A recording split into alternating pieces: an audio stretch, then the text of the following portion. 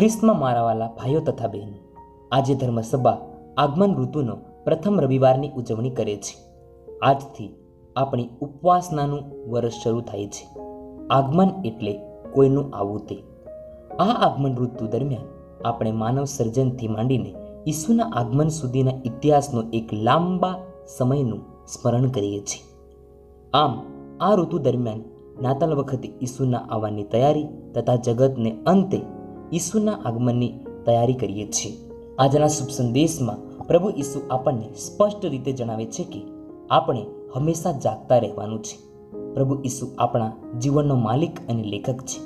એ ક્યારે આપણા જીવનનું વાંચન કરી લેશે અને ક્યારે આપણા જીવનની ચોપડીમાં લખાણ કરી લેશે એ આપણને ખબર નથી.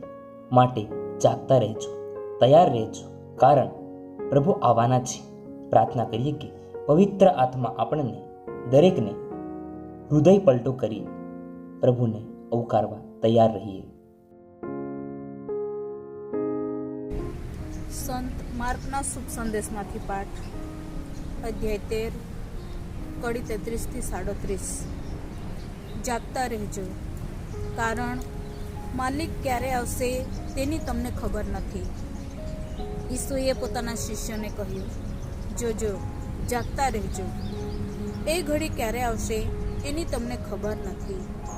જેમ કોઈ માણસ પરગામ જાય છે ત્યારે ઘર છોડતી વખતે નોકરોને વહીવટ સોંપી જાય છે.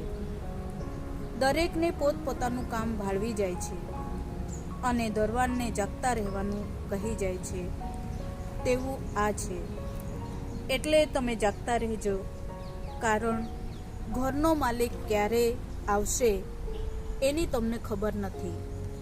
સાંજે આવે કે મધરાતે આવે, કૂકડો બોલતા આવે કે વહેલી સવારમાં આવે, નહીં તો કદાચ તે અચાનક આવી પડશે અને તમે ઊંઘતા હશો. અને હું તમને કહું છું, તે જ સૌને કહું છું, જાગતા રહેજો. આ પ્રભુની વાણી છે. તે આપનો આધાર છે.